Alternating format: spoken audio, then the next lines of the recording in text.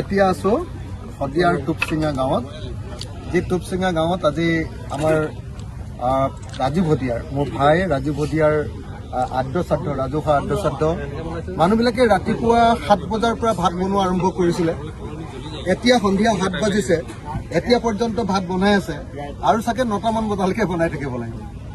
আজি লাখ লাখ মানুহে এনেকৈ আহিছে আৰু মানুহে আহি স্বতঃস্ফূৰ্তভাৱে খুব সুন্দৰ ব্যৱস্থাপনাৰ মাজত খুব সুন্দৰভাৱে মানুহে ইয়াতে ভাত পানী খাবলৈ পাইছে। সকলোৱে প্ৰসাদো পাইছে। ইমান ধুনীয়া ছিষ্টেমেৰে সৈতে শদিয়াৰ মানুহে মানুহক আপ্যায়ন কৰিছে নহয়, আজি সঁচাকৈ এইটো বৰ শলাগ ল'বলগীয়া ঘটনা। তো বোধহয় অসমৰ ইতিহাসত চৰকাৰৰ পৰা সহযোগ নোহোৱাকৈ কেৱল আৰু কেৱল মানুহৰ সহযোগিতাত, মানুহৰ উদ্যোগত, সাধাৰণ মানুহৰ প্ৰজাৰ উদ্যোগত তৈয়াৰ হোৱা আটাইতকৈ ডাঙৰ অনুষ্ঠানটোৱে বোধহয় এইটোৱে হ'ব। আমি জানো যে বহুতে কয় যে সাহিত্য সভাত বহুত মানুহ হয়, কিন্তু তাতো চৰকাৰৰ টকা লয়।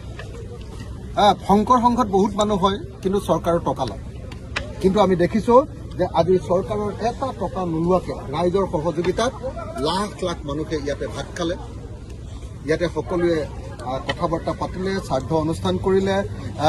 আপোনাৰ 26 যোৰা গায়ন বায়ন হ'ল, 33টা পাকঘৰ হ'ল, 33টা পাকঘৰ, 33খন গাঁৱে 33টা পাকঘৰ। বহুত মানে থালিটো বহুত আছে, কিন্তু পাকঘৰে 33টা।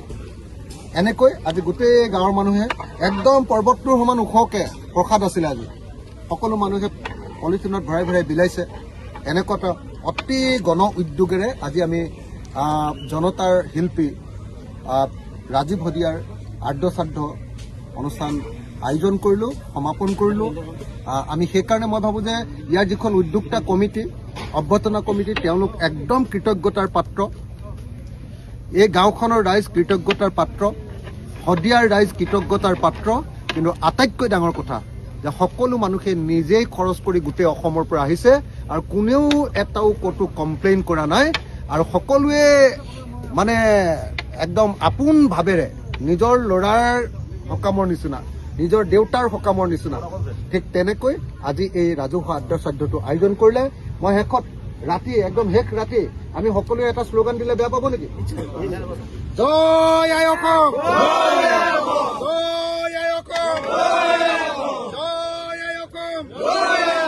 ৰাজীৱ ভদিয়া অমৰ হওক, ৰাজীৱ ভদিয়া অমৰ হওক, ৰাজীৱ ভদিয়া অমৰ হওক, ৰাজীৱ ভদিয়া অমৰ হওক, অসমীয়া জাতি অমৰ হওক, অসমীয়া জাতি অমৰ হওক, অসমীয়া জাতি অমৰ হওক। জয় আই অসম, জয় আই অসম, জয় আই অসম। ধন্যবাদ, ধন্যবাদ শদিয়াবাসী, ধন্যবাদ টুপচিঙা গাঁওবাসী, ধন্যবাদ অভ্যৰ্থনা কমিটি, আৰু ধন্যবাদ ৰাইজ, আৰু ধন্যবাদ সমগ্ৰ অসমৰ পৰা অহা মানুহবিলাক সকলোকে ধন্যবাদ। আৰু আটাইতকৈ বেছিকৈ ধন্যবাদ ৰাতিলৈকে কাম কৰি থকা এই আমাৰ ভাত কেনেকৈ চিষ্টেম দেখিছেনে নাই? ভাত বনোৱা